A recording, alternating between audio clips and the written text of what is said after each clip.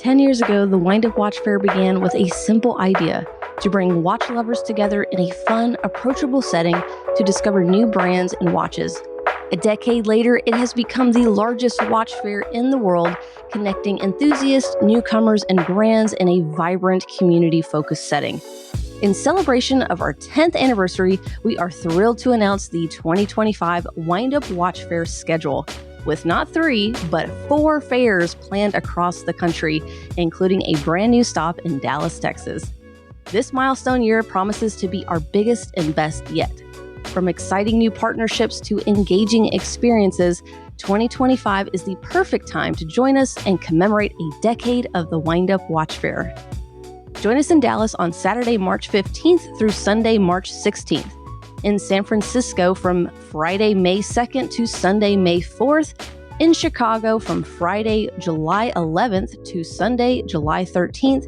And finally in New York City from Friday, October 17th to Sunday, October 19th. Head over to windupwatchfair.com to learn more about our 2025 fairs and enjoy the episode.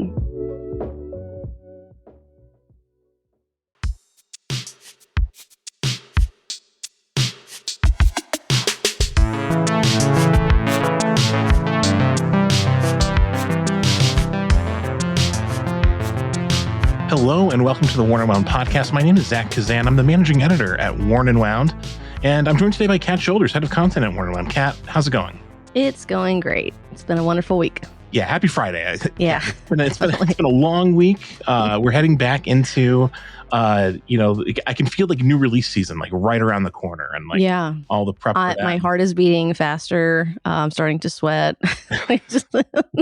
We got the Watches and Wonders invites this week, so that's very real. Right around the corner. LVMH Watch Week is in progress as this podcast drops. There'll be a bunch of new stuff that you'll see on the site if you're listening to this in real time. So we had a little bit of a lull, but I think it's over. It's definitely over. Yeah. Maybe you didn't even have a lull. I don't know that I did. Yeah. I know. You know what? I did have a really great Christmas and New Year break, so that was nice. Yeah, like I did too.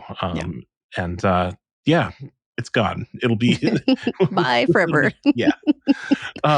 We have a fun show today. We're going to talk about gateway watches and watches that sort of like bring you into the hobby. This is an idea that we had kind of based around a new release that Kat, you can tell us more about momentarily. That came up about a week or so ago. Just kind of got me thinking about this topic. But before we get to that, let's do a quick wrist check. Kat, what are you wearing?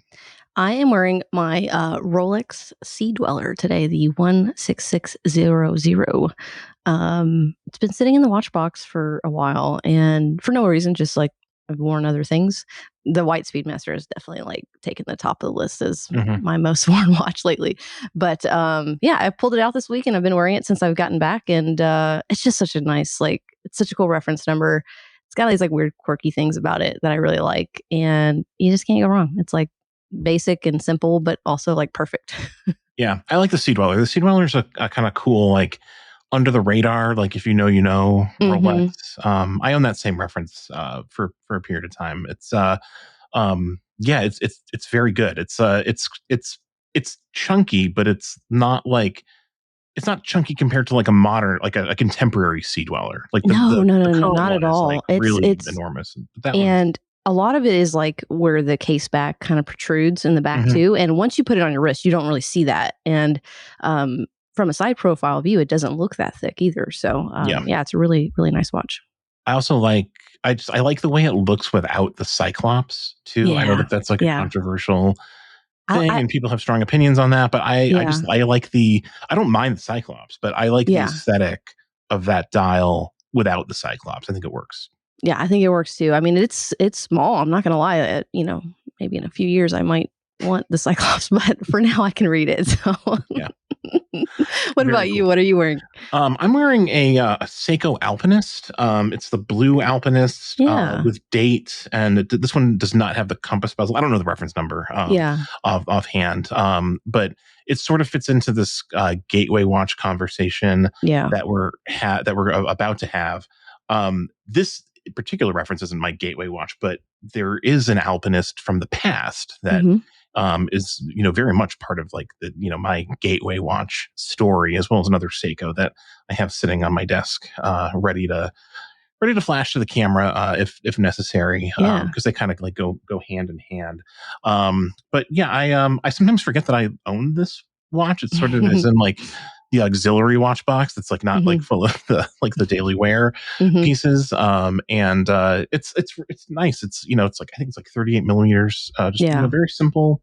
Kind of like classic proportions. It's good. It's a really really cool piece. Yeah, speaking of that, I am a little curious because I kind of do the same where I have a watch box that I have like the things that I do wear sort of weekly, or maybe even things that are more special to me, and I have like the junk box. And I don't mean that in the bad way. That's like that sounds so terrible, but it's the box that like has things, and it's not even like maybe it is monetary value. I don't know, but it's things that I forget about, and then I just like I don't wear them as often.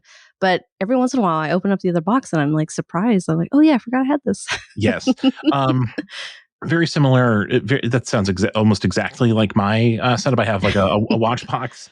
They're both wind up watch shop toolboxes, which are great.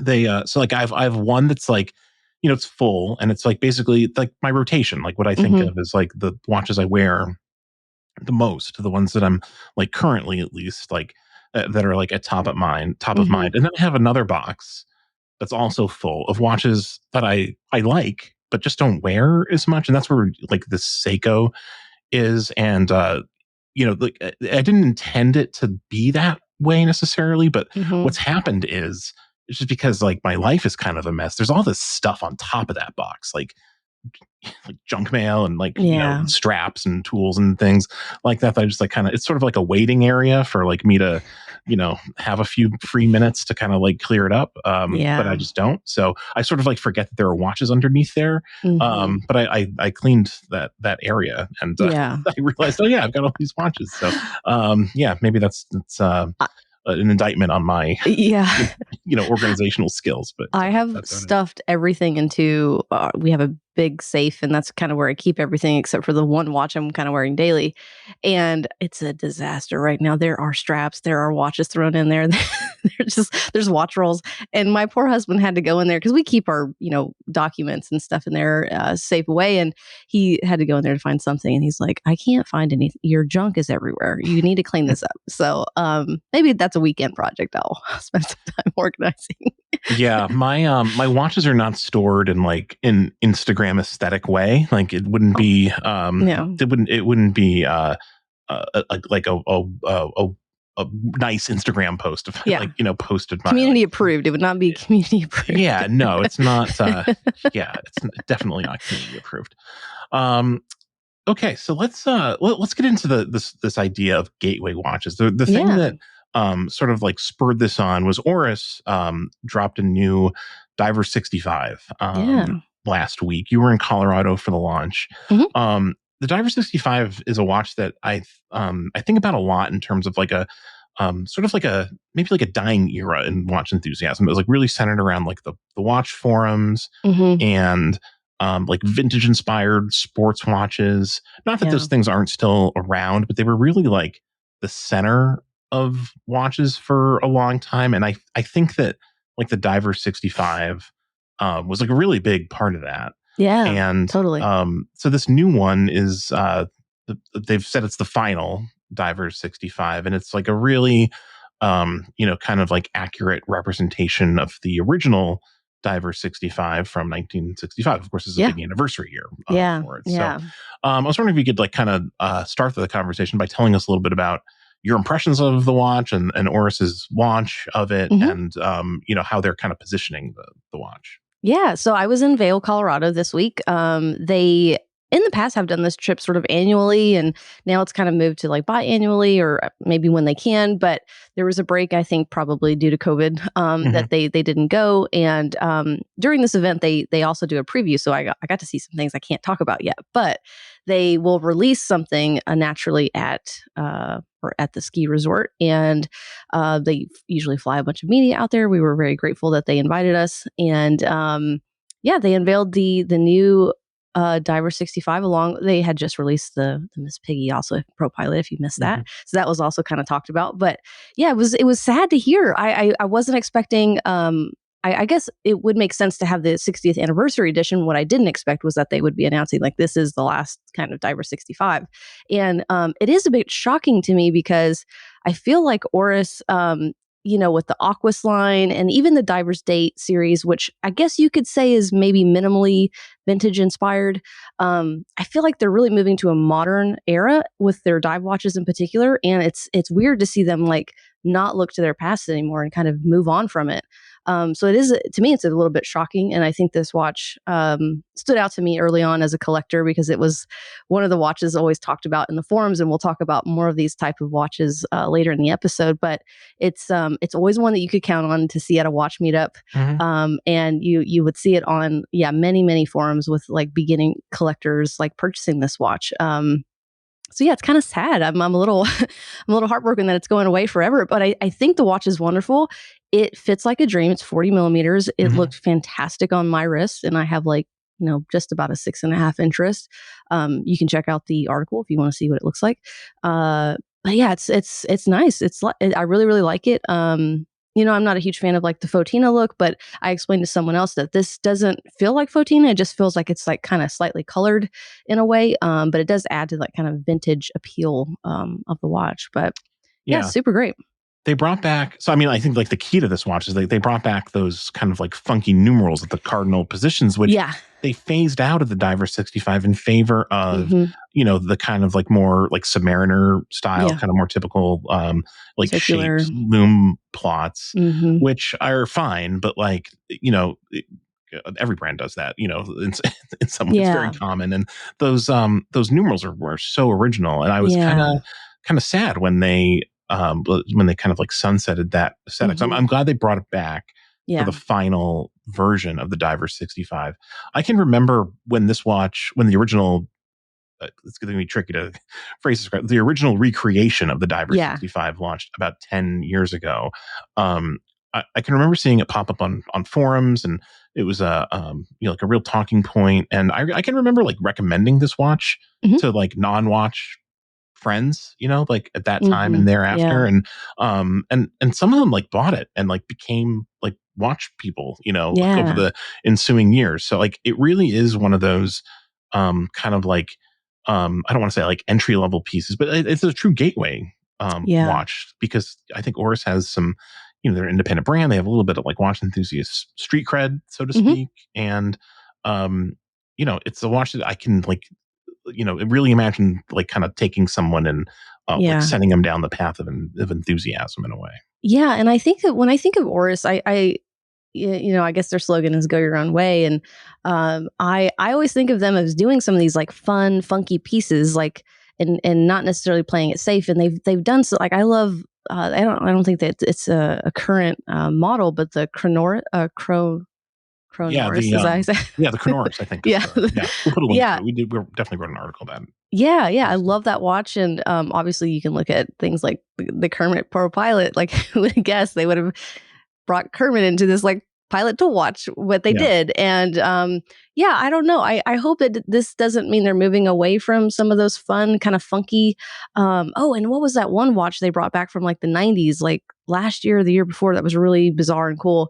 But I forgot what it was called. With the pushers that adjust the hours incrementally, I think. Yeah, it was so funky, and we'll find a link for that and put it in the show notes too. Yeah, but I always like when Oris does that stuff. When I was out in Vail, I also wore the Pro Pilot Coulson edition, which is like a 3D printed carbon case, which is funky and weird, and I don't know, I like that stuff. And so it's kind of sad that like they're not going to kind of lean towards this line anymore, and they're taking it more into like just I don't want to say boring, but maybe just more modern, maybe more mass appealing, and I get that that everyone kind of likes the look of those watches, but I don't know, I hope this doesn't stop them from doing like the really fun stuff too.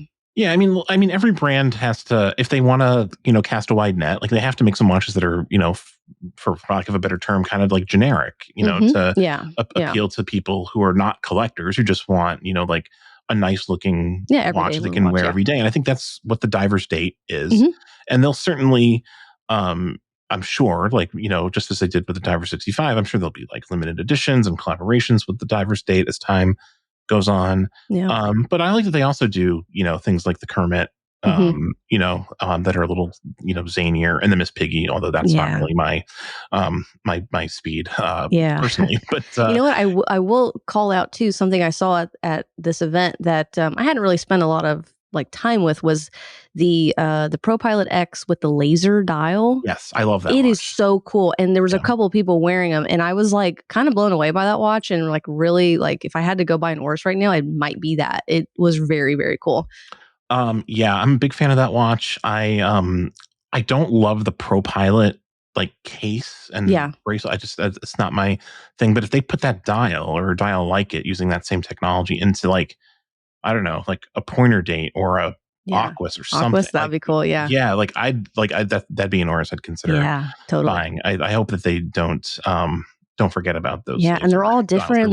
They look different in certain lights. It's very cool. Yeah. So on the topic of gateway watches, Kat, I asked you to kind of come up with a watch or two that was maybe like your gateway into enthusiasm. So what'd you come up with? What would you describe as your gateway? Yeah, so I mean, I guess my gateway watch probably was my first mechanical watch that I bought, which was the and this is probably for many people, was the Seiko SKX dive watch.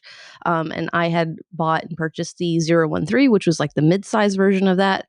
And it's funny, and this happens to me even now when I look and I kind of, you're on the hunt for a watch, and you do all this research, and that led me into all the forums and kind of where I am today. But it was like as soon as I bought that watch, I was ready to buy another kind of feeling like, oh, this is awesome. Like I need more of this, and did not disappoint at all. And I think it's a watch that even people that do have large collections still buy and purchase because it just hits, right? Seiko just like really nailed it. It's really sad that they discontinued that SKX line. Now they've moved on obviously to the Seiko 5 series. But that was the watch for me that was like, I definitely need another. And then probably next was like I bought a Hamilton Khaki King, I believe is what the name was. And that was really popular when I was sort of starting out. And it was like, it kind of started me off as a collector. I just wanted more and more. Yeah. What was your impression of the like collector climate then? Like it was terrible. Speak on that. How was it terrible? Okay, so I say it was terrible because there were probably Facebook groups at the time. I don't think I initially gravitated towards Facebook just because I really wasn't on there as much. And I certainly didn't have an Instagram because like no one was talking about that stuff. And so I ended up joining the forums. So I was on forums like Watch You Seek and the Omega forum. And I'll be honest, like as a woman being on those forums early on, like it wasn't great. It was it was pretty volatile. And so I think eventually, I ended up joining some Facebook groups, and those were much more, appealing to me and had a wider audience, and there was more women involved, and made some really great friends that I'm literally still friends with today that I met early on, which is crazy through those groups. But I will say that the forums were educational in nature, where I think on Facebook and Instagram, it's more just like, oh, that's pretty, that's nice. You don't really learn a lot. You just kind of like communicate, which is great, and that's what they're for. But I learned a lot through the forums, and I would just go into forums, pages that were 10 years old and read about certain Speedmasters. And so it was really informational, but the community wasn't the best. Yeah. The forums are like such a strange phenomenon. Like when you started into like the watch forums, did you have any other forum experience? Or no, I didn't. Yeah. I had to like learn. Yeah. And there's like keywords and code words. I don't know. It's just so much to learn. Like a whole second language. So like I had been like I'm a big movie fan, as you know, as most people will know. I remember like being a part of like various movie forums. I was also like I remember in college I posted a lot on this Bob Dylan forum as well. Wow. So like I had some like man, that was like a whole other lifetime. But like I was kind of like familiar with like forum, like the sort of like weird quirks of forums. Like you have these like weird personalities that kind of like surface in forums. Like obviously like the troll is a very common like forum personality that you become familiar with right away. And then there are people who have like encyclopedic, kind of like knowledge on a subject, and you kind of like learn people's taste. And, but eventually you realize in every forum I've been involved in, it's like, actually like very few people participate in the forums relative to the number of people who are on the forums themselves. And that was sort of like my impression of the watch forums when I was on them. Like I didn't really contribute much, to be honest. Like like for me, the forums were like purely informational and like entertainment. Like I didn't really I wasn't asking a lot of questions. I wasn't participating in the conversation. I would get involved in like the buy sell stuff, sometimes. But I think because I had like that forum experience, maybe like I knew better than to like try to like develop a forum personality. But I think it's interesting to consider how like watch forums evolved compared to like other forums that I've been like, I'm just thinking back to like, I was in that Bob Dylan forum, which was on like the Columbia Records website. Like these, like big corporations used to have like forums on their websites for fans to like the pre-Facebook days. And I was on a bunch of music forums now that I'm like thinking about it. So, and I participated in all of them. And like, man, I really hope no one could like tie my posts like back to me directly. Keep that username private. Yeah. I don't know. Mine was like Cat from Tennessee. So like, I think people just like can find me. Yeah, mine definitely did not identify me by name. I was very very, very sure of that. But yeah, it's like I feel like that era is kind of over. Like everything's really moved to Instagram and other places. Like obviously we have our Slack Plus community, or excuse me, Warner Wound Plus community on Slack. And every time I go into a forum now, like usually it's from like a Watch Recon link to Watch Seek or whatever. It just seems dead. Like there's just not a lot going on. Yeah, I think people use it mostly to, the buy or sell sort of trading system. But I think too, when you think about the nature of the forums, and even we see this on Instagram too, with just people being rude and they're hiding behind a username. Whereas I think in Facebook, at least, love it or hate it, like it was people's like real names and profiles, and you see their family and their profile photo. And it was like, I think people were a little more reserved because of that, which is probably a good thing, versus the forums where you just see a username and you don't know who they are, where they're from, and same with Instagram. But I don't remember the last time I logged on other than to look at a for sale post, I think. So even though you had like a not so great experience on the forums, it still drew you in. Like it's still like that gateway was still open for you. Because I love watches. I guess that outweighs the like. It definitely did. And granted, I did end up making friends, and I think what I did is I found other avenues to connect with people that I did like, and again, that was through Facebook and Instagram at some point. Yeah. Well, I had kind of a similar experience to you as far as like my gateway into watches. So like I owned a bunch of watches and like, was interested in watches. I feel like before I became like a watch enthusiast, before I realized like that was a thing. So like, I don't really even necessarily like remember, it's hard for me to remember my first watch, but like, my first like enthusiast watch that like I really connected with was Seiko Orange Monster. And I have a Seiko Orange Monster here. No way. Is that the original? This is not the original, and this is not my original. My first Seiko Orange Monster was I believe it was a second gen Orange Monster with the squared off hour markers as opposed to like the shark tooth markers, which are now part of the later references. But I never had an SKX. But I had like a different Seiko diver, which like didn't really like do it for me. And I saw on a website, not a forum, but just like a watch information website, like a picture of the Orange Monster. I remember like ordering one on Amazon, I think. Wow. That's where I ordered mine. It arrived, and like I really connected with it because it felt like very different than like other watches I had tried. I had like, Same. I had Swatches and Casios and other, sort of, I had like Seiko 5s, and I had like a Seiko Kinetic watch at one Oh point, yeah, which I had basically one of just those like, too. yeah, I had like a lot of Seikos, Yeah. kind of like in and out. But I didn't really feel like I was part of a, community. I felt like I was, really like solitary kind of, you know, experience. But I think it's common to a lot of people who, Hmm. got into the hobby at a certain point without the benefit of like the internet and Yeah. or Instagram. Um, What but did you do? What did people do? I don't know.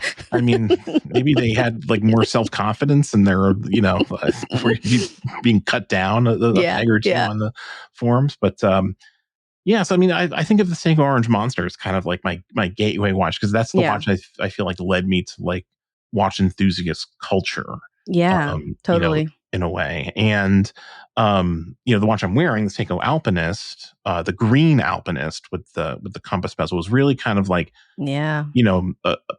I think these two watches are paired in a lot of ways. Like Yeah. these are watches that were like very frequently recommended to people Hmm. on forums. I've recommended them to people. Yeah. They've been recommended to me, of course. And I think they're like maybe like a step up in terms of like enthusiast cred, maybe Yeah. from like the SKX. Like Hmm. Totally. it's something for that next level, not that they're Yeah. like better than the SKX, but like Hmm. it's like if you've done that and you want something like a little bit different in the Hmm. Seiko world, the Alpinist is there. The Yeah. monster watches are there. I got to tell you, I kind of wish I had hung on to the first green Alpinist that I had and the first orange monster Yeah. Me that I too. had. They're both gone. And I've had like several other Seiko monsters like since then. I wrote about one. I wrote an owner's review of one for the website several years ago now, which we can link to in the show notes. It was a Hmm. more contemporary, like I think it had a blue dial. I don't have that one Ooh. either. Yeah. So yeah, I was buying and selling a lot. Um, Same.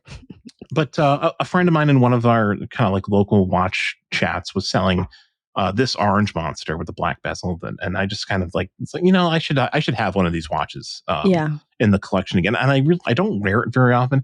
It keeps Hmm. terrible time, like really really not good. Original owner watch. Hmm. He wore it like pretty hard for years, and Yeah. but yeah, it's like it really does remind me of like an Yeah. earlier era. Similarly, I had originally sold my Seiko SKX 013 at some point. I don't remember exactly when. And then after a while, I kind of regretted it. And I was like, well, that was like my first watch into this Hmm. hobby and it started it all. And so I ended up picking up another one. And like you, I don't wear it all the time, but I keep it around for just sentimental reasons because it's like kind of that watch that got it all started for me. Yeah. The thing is that like you don't know that like that watch is going to be the one that kind of like launches Yeah. you into like that next level. Yeah. So like you don't know like in the moment like, oh, I should keep this one. It'll have like sentimental value down the Yeah. line. And I like you, I wore watches. I had Fossils and Timex, and Hmm.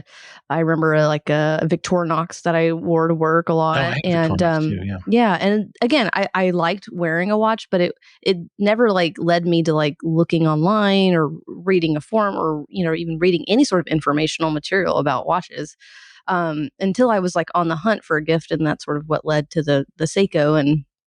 Yeah. And that was it. Yeah, I don't know. I just like got pulled into the hobby.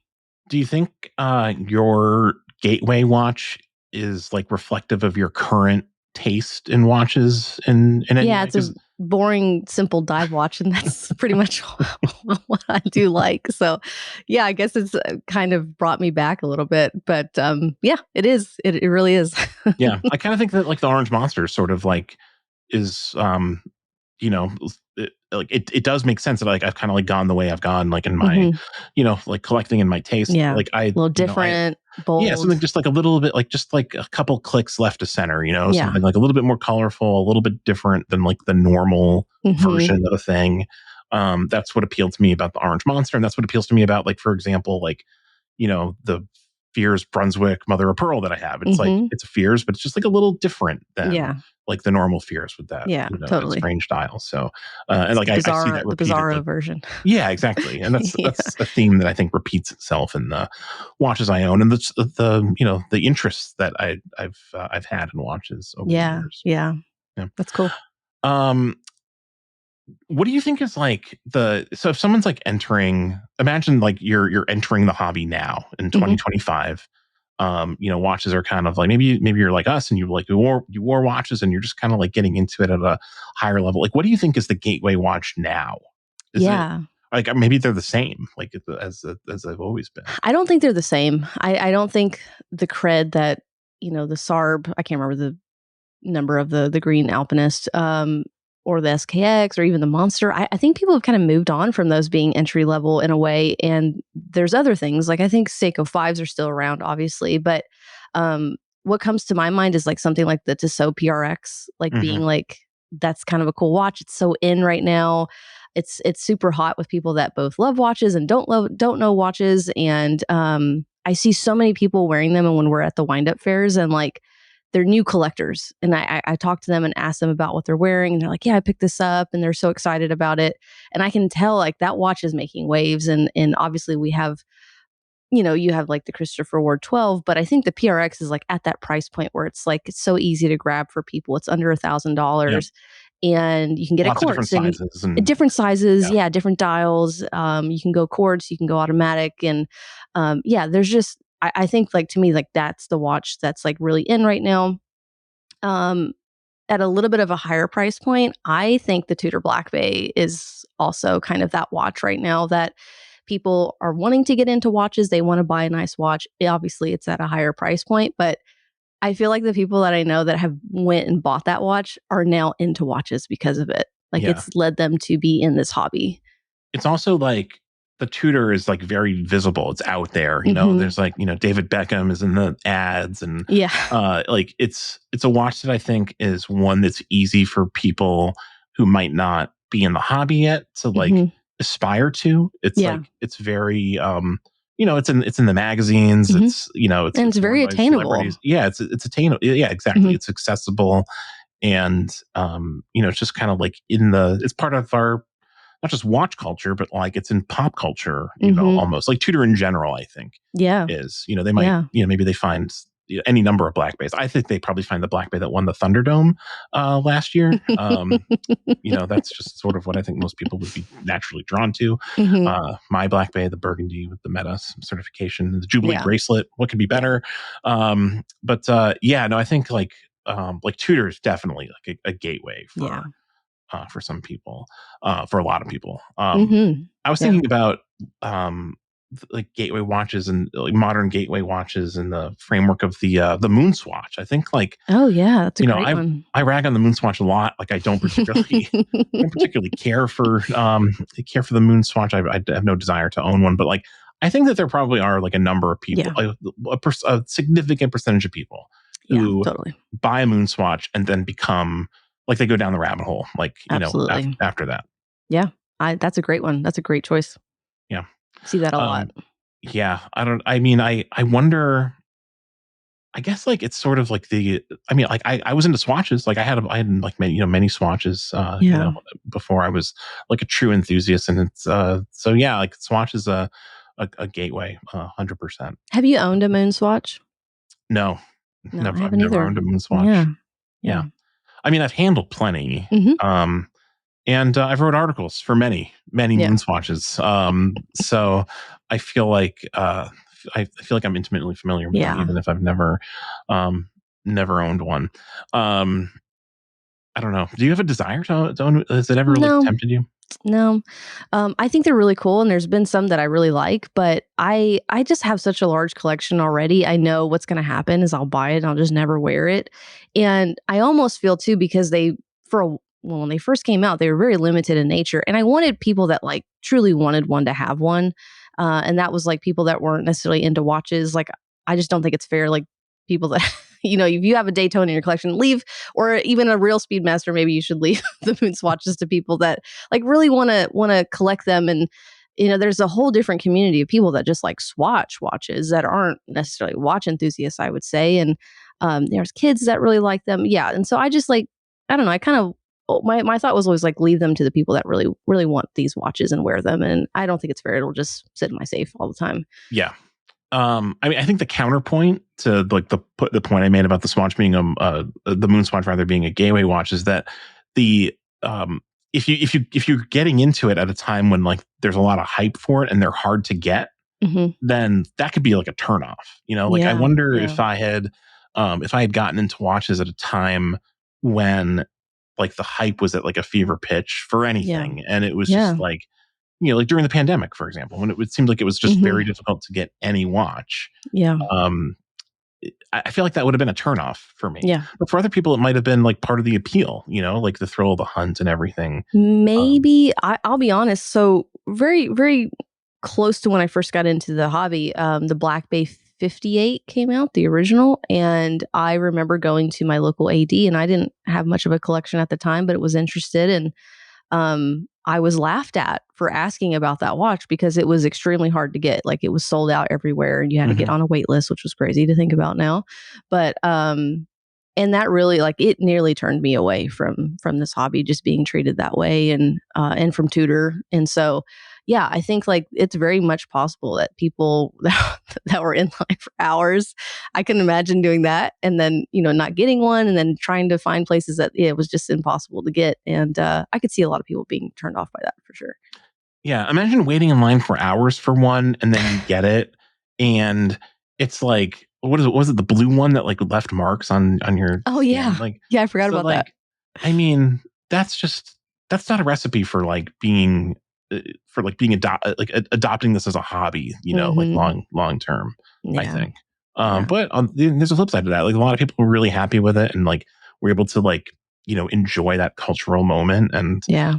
if that's the feeling that you associate with the watch and that you're chasing, like then like watch enthusiasm is like right there for you for sure. Totally. Yeah. Totally.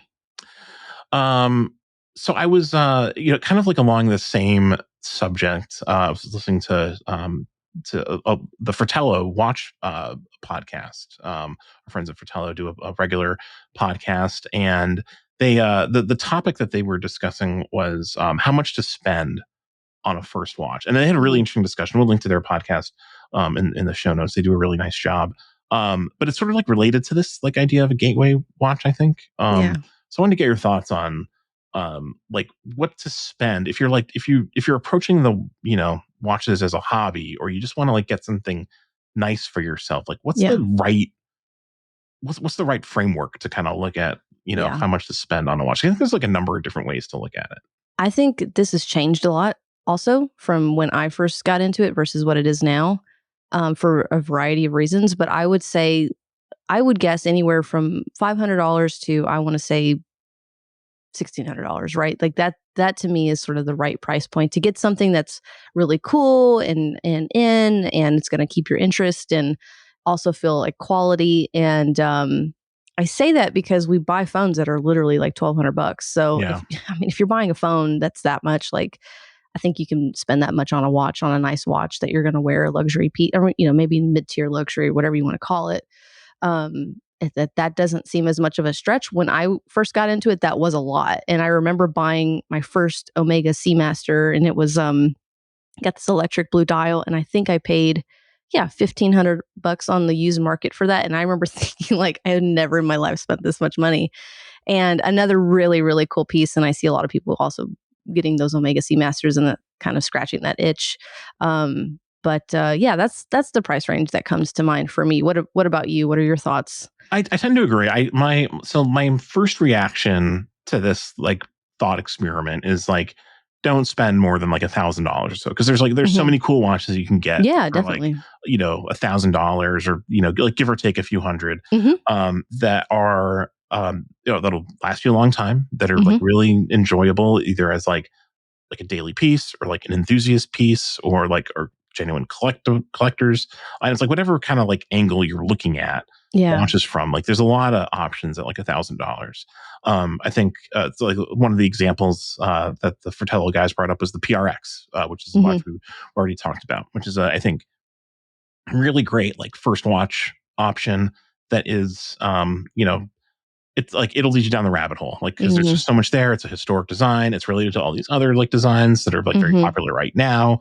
It's a kind of like an important Swiss brand that's been around for a while. Yeah. There's a lot to like about the PRX, and it's $1,000 or less in most cases. Yeah. Um, They also talked about, though, and it really got me thinking, like, if if your lifestyle allows it, meaning if you have like enough like money to spend, I don't think it's like a terrible idea to like really invest in a nice Mhm. watch and like go for like the Speedmaster or the Submariner, or Yeah. like a gold piece or whatever, because like if you think of watches as like markers of an achievement or like an heirloom that you pass down, and maybe like you really love watches but you don't see yourself having a collection and you just want like that one really great watch, I think that I can envision I can defend like the a, a five-figure spend Yeah. on a first watch. I think that makes sense. And of course, like a lot of people who are going into like Rolex ADs, or Patek ADs, or buying some of these like higher end luxury watches are not collectors. They're just people with the means to purchase a watch like this, who just want like one great watch to wear Yeah. for the rest of their lives. So I kind of see that angle of it too. Yeah, absolutely. And I also think that like that could kickstart their collection, and maybe they don't spend Of that much course, yeah. money ever again, but they buy a bunch of other cool watches too. I know a lot of collectors, friends of mine, that have like that one kind of high end piece that they purchase, and then they have a bunch of like cool, either micro brands or just more affordable pieces that they play around with and they love, and keeps them active in the community. Yeah. Um, yeah, it's an interesting thought. I don't know that I could. It's hard for me to envision any point in my life where I would feel comfortable spending like multiple thousands of dollars on a first watch. Like I try to put Yeah. myself in that position now. Like, I mean, even knowing what I know, Hmm. about the watch industry and watches, like if I had to do all over again, I don't see myself spending like Yeah. a large amount of money on a first watch. But But people do it, and it's like people buy an expensive car for their first car, people buy an instrument for the first I think people are willing to spend, and maybe there's, obviously research involved and things like that, but, I think there's a handful of people that, yeah, are willing to spend a lot on their very first piece. the watch industry has survived on that principle for many, many years, as we know. It is a luxury industry. Yeah. There are sometimes large margins built into these things at the higher levels. Yeah. So yeah, that's just sort of like the nature of watches. I think. Yeah. Well, this has been fun to talk about like Yeah. gateway watches. Was there anything else that, like, on your list that you didn't call out? Any other? I have a few other watches too that I thought about. No, so I mean, literally, like those two Seikos were the watches that like really like came to mind for me. But yeah, Yeah. no, what are the other watches on Well, your? not necessarily me, but I started thinking back on like watches I remember seeing a lot in the forums and Facebook groups, and No, sure. Oris Pointer Date was definitely one I remember seeing a Yep. lot of as like a gateway watch. The Hamilton Khaki Field, I think, still is in a lot of ways. I think it's a like $500-$600 price point for a lot of people, and a really cool watch that kind of kickstarts that like first mechanical feeling and kind of getting into it. And what else did I have on here? Oh, Christopher Ward Trident. I remember that watch being very much a first watch for many people.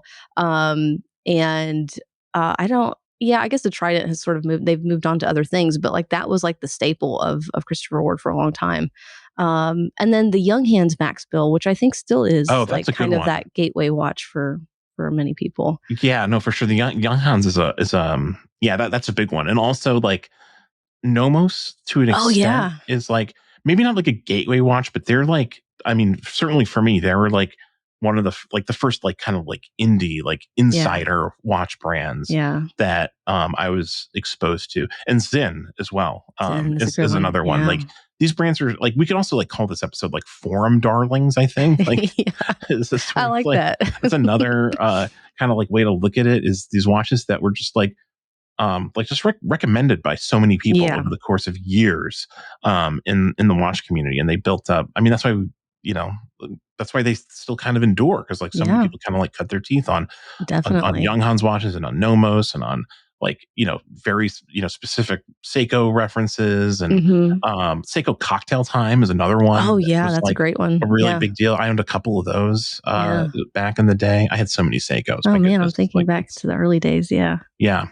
It really is kind of like um it's like a time capsule. Sort of like think Yeah. about things like just from like a decade or more ago that were Hmm. like really, really, like popular, like in their day. And like honestly, like even though I write about these things like every day, like I feel like I don't necessarily have a sense of like what the equivalent Yeah. is now, I because think I'm it's not at that oversaturated. level. Like there's so much noise. There's so much like with even with Instagram and videos, and it's hard to like really know. And maybe there are pretty active forums. I'm not sure, but like yeah, it was very clear to me what like the top 10 watches were. And now it's like everyone does a video on those top 10 watches, and they're all different, and you don't really know, Right. and it's hard to really say. How I kind of gauge it is from our wind up fairs. I look at people's wrists. Oh, for I sure. ask people, if they're just getting into watches, what they're wearing. And that's how I really kind of gauge what's really popular. But it's weird because, like, I would hope that some of these brands would still remain on that list because they are great values. And obviously, maybe people have moved on for the Monsters and the Green Alpinist that was so popular because now there's like 20 Alpinists. I don't know. There's a Sure. lot, Yeah. and at the time there was like the green, and then there was like some of the rare ones that you could get in the past. And 017, that's the SAR 017, that's the reference number. I just thought of it. But I wanted to ask you, so when you started collecting and you got these like, these few Seiko watches that really created that itch for you, what was that next like the more expensive piece for you? Do you remember what it was? Um, I honestly like I don't. Yeah. There were several. I mean, there were Yeah. I was really like kind of going through watches at like a rapid clip. I did own a couple of Sins Mhm. at different points. I had a 103 chronograph at one time. And I think I also had I definitely at one point had a 104 as well. Yeah. Which was just like the time and date and day. It was at a day date, if I'm not mistaken. Um, yeah, so I loved my Sins, and a Nomos too. Like I Yeah, had, Nomos, yeah. yeah, so I had a Nomos Orion. I remember at one point I bought a Nomos Orion, and it felt like, it felt like definitely like I had like gone up a level in terms of Yeah. like just price point. Like it was like the Yeah. most expensive watch I had purchased like at that point. I was like very nervous. I remember like on the phone, like buying it from an AD who was like not local to me. And, Oh. cause like that was the other thing is like the forums had all these like dealers that were, Yeah. like sponsored the forums. Oh, And yeah, yeah, so like you would, call up, I don't remember the name of the dealer that I bought yeah. my Nomos from, but like, um, yeah, they were very, used to selling these watches to, Mhm. forum enthusiasts, Yeah. for sure. Yeah, I remember like unboxing that watch and just being like very, very impressed with it. And like I wore it to work like every day. I thought of it as like my dress watch because it was Mhm. like, it was a Nomos Orion. It is a dress watch. Yeah. And, I didn't have to dress up for work at that time. It was a business casual environment, but like, it just it felt like it elevated me in the, Yeah. in a certain way. Yeah, very fond memories of that watch. Yeah. I would like to own a Nomos again someday. Like I Same. owned, I went through like two or three Nomoses. What's the plural? I don't know. Nomai? Nomai, yeah. And they were excellent watches. I just like they never like stayed in the collection because there was Yeah. like always another thing that Mhm. shiny object in the distance that you wanted to pick up. Um, but Yeah, I own, like, 3 clubs, I think, in my collecting history Yeah. myself, yeah. They're great watches. So that felt like sort of like the next level up for me. Mhm. And like it really also made me feel like a collector, like an Yeah, enthusiast when when you're looking at watches like that. And totally. like I owned I did have like I had Hamiltons too. Mhm. And I love Hamilton, but like they didn't make me feel like a collector in the same way. Yeah, Cause like like, you're in that really cool club, yeah. yeah, because they're just a little bit more, like mass market Yeah, and totally. not as like insidery, like, Yeah, we're collectors. We want to feel like we're, special. like we've got an edge on people because we have something that like, Yeah, other people don't know about, yeah, that's like part of the fun of the hobby. yeah. So yeah, what about you? What were the kind of like the next like the step up watches for It was you? it was certainly that Omega Seamaster. I can't remember the reference number now, but if it was like mid-size, so it was like the 36.5 case, stainless steel bezel, polished, and then it had Mhm. that electric blue dial that was so beautiful. Mhm. And I remember similarly, like it wasn't the Bond Seamaster, it was like the little quirky one that like not everyone loved, and it was like mid-sized and it was just perfect. And that really like I remember wearing that and being like, oh my God, everyone's looking at my wrist. No one was actually Yeah, looking at my no one wrist. actually But I cared. felt like they were. I was like, this is so fancy. And, I just felt like it was something really special. And, again, it was the most money I'd ever spent on a watch. $1,500, $1,600 is not cheap. And Yeah. I had found it through a Facebook group, and a buddy of mine sold it to me, and I love that watch. And again, looking back, I'm like, damn, I wish I still had it. It was so cool. Yeah. Yeah. That's really true that no one cares. Yeah. Like in the real world, like no one cares about. I can vividly remember having conversations with like coworkers about that Nomos Orion and like Yeah. showing them the case back, and like they just Mhm. like no one cared. Like Yeah. no one will listen to you like a watch enthusiast will when it comes to Mm-mm. when it comes to these things. No, I remember I was working in therapy at the time, and like I would this is so embarrassing, but I would like bring my patients back, and then I'd like kind of like roll up my sleeve so they could like kind of see my watch. Maybe they would comment on it. No one ever did. Yeah, I get that. Trying to like, maybe they're a collector, maybe they're an enthusiast, Yeah. maybe they'll notice. Because if they are, Yeah. they'll definitely notice. The Yeah. question is like if they say something, Mhm. at that point, because like Yeah. I still might not, engage in the conversation about a watch with a Mhm. stranger. It's Yeah. really, yeah. Sometimes I will, but not Sometimes, yeah. always. So Yeah, yeah. totally. Yeah, it's fun to talk about Yeah. the watch world of years ago and the gateway Yeah. watches of a previous era. All inspired by the Divers 65 back Yeah.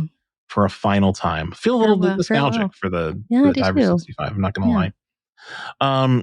Well, thanks, Kat. I thought we'd close out the show trying something new Yeah. on the podcast. We've sort of like dabbled in this a little bit before, but I thought we'd do cultural recommendations, things that Yeah. we are enjoying in the world of it could be something we've read or a show we've watched or a movie or a restaurant or whatever. So yeah, You cultural need to go recommendations. first because I Okay, I didn't have any time to prepare for this. I'll go. I'll go first. I had Yeah. something specific in mind that I wanted to talk about Okay. because I just finished this series. I came to it a little bit late, Yeah. but I liked it a lot more than I thought I would. So my cultural recommendation this week is Landman, the series on Paramount Plus, starring Mm. Billy Bob Thornton and many Oh, other people. is Ali this was Larder, John Hamm, Demi John Moore, Hamm, yeah. the fantastic cast. This is a Taylor Sheridan series, Oh. who's the creator of Yellowstone and a number of other programs. I'm not a Yellowstone guy. I've never seen. Actually, I have seen a full episode of Yellowstone. I've never like committed to watching like a full season though. Obviously, very popular show. But I like Taylor Sheridan. I've enjoyed many movies that he's written and other things he's done.